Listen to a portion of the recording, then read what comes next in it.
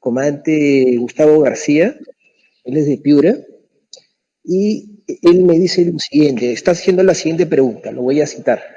Debido al contexto actual, muy marcado por la Declaración de Seguridad de las Américas del 2003, donde señalan una variedad de amenazas, preocupaciones y otros desafíos, donde la mayoría de estas amenazas no tradicionales se configuran como transnacionales o como fenómenos intermísticos, donde se demanda más cooperación internacional sin llegar a la internacionalización que usted menciona, donde los conflictos interestatales vienen en detrimento en la región, tanto que ha sido declarado como zona de paz. Debido a ese aspecto, ¿cómo ve usted o cómo considera usted que es necesario la cooperación internacional o aumentar el dilema de seguridad entre vecinos para mantenerlos como zona de paz? Esa es la pregunta, y asimismo agradece la brillante exposición, Andrés. Gracias, muy buenas tardes, oficial, muy agradecido por su pregunta. Sí, es cierto. A ver, claro, la Declaración sobre Seguridad de las Américas del 2003, los principios de México, hablan de amenazas, ¿no? De naturaleza diversa y alcance multidimensional. Eso es cierto. A ver, sobre las zonas de paz. Bueno, ya estamos entrando en un tema políticamente muy complejo. Las zonas de paz y cooperación son un poco, lamentablemente, medio un saludo a la bandera. Eso, lo que los americanos llaman un wishful thinking, una expresión de deseos. Sí, la cooperación es fundamental, pero ¿en qué términos se va a dar esta cooperación?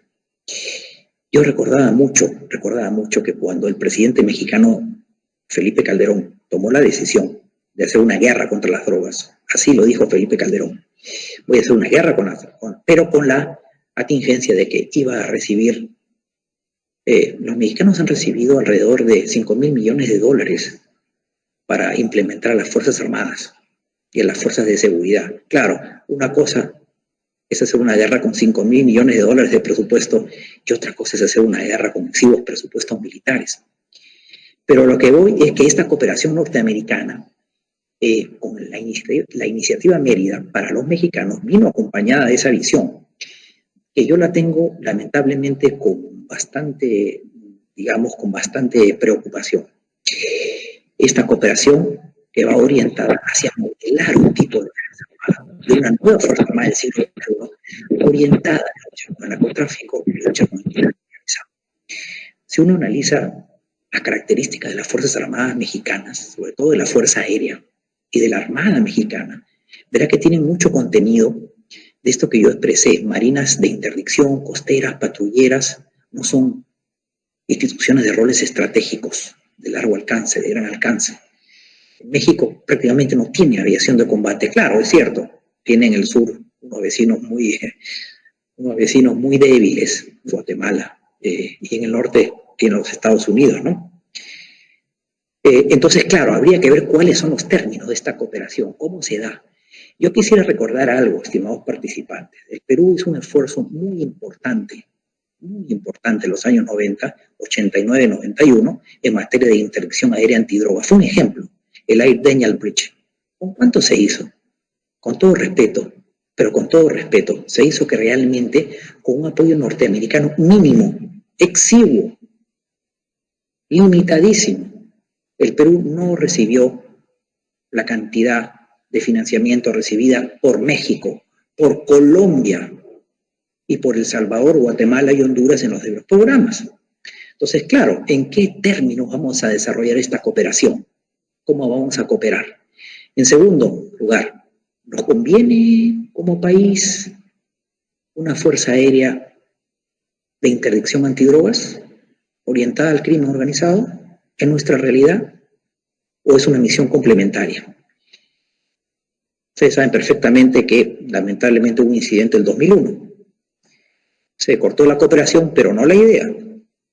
No la idea. Los americanos siguen propugnando que ciertas fuerzas aéreas y ciertas marinas andinas, Bolivia, Ecuador, Perú y Colombia, deben adquirir esas características en función de la amenaza que finalmente representa los intereses de los Estados Unidos. Y déjenme decirle que yo de izquierdista y anti-norteamericano no tengo nada. Pero la defensa de la política exterior y la política interna, la defensa del interés nacional, que nos combine con los peruanos. ¿Y en qué términos se va a dar esa cooperación?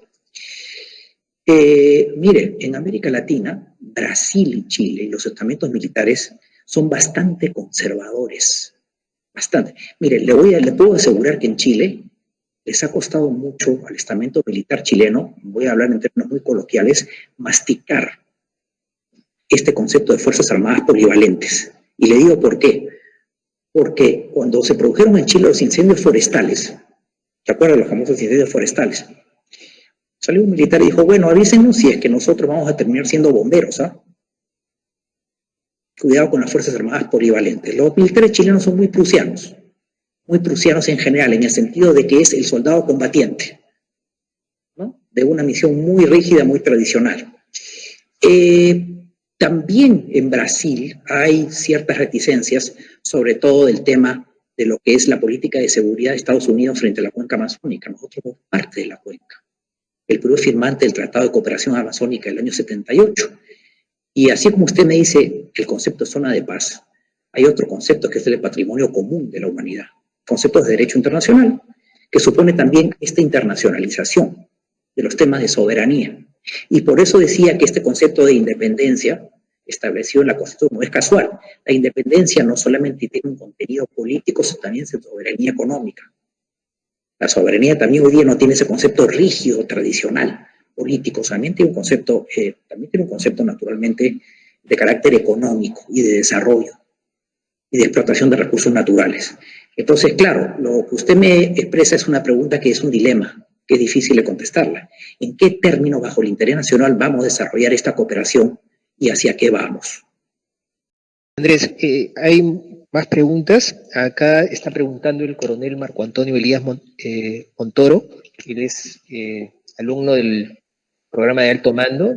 Pregunta lo siguiente: al asignarle nuevos roles y funciones, se entiende a la Fuerza Aérea, ¿es posible llegar a desnaturalizar el verdadero propósito de la institución? Esa es la gran polémica. Usted está pisando los callos porque es parte no solamente de una polémica interna, una polémica en el hemisferio y en la región. Claro, exactamente. Esa es la gran polémica. Hay sectores que, como he expresado, deslizan, no solamente sectores civiles, algunos sectores militares, con mucho respeto, por cierto, en retiro. Efectivamente, si se están desnaturalizando los roles tradicionales, ¿no? Y alguien me decía, bueno, por ahí inclusive alguien decía, no, bueno, los roles principales son los roles históricos de las constituciones del siglo XIX, pero ¿cuál es el elemento central de toda Fuerza Armada? El elemento central es combatir. El militar y las instituciones se preparan para combatir, de una manera convencional o no convencional. Entonces sí, claro, efectivamente, hay ese riesgo de desnaturalizar la función principal, ¿no? ¿Qué le puedo decir?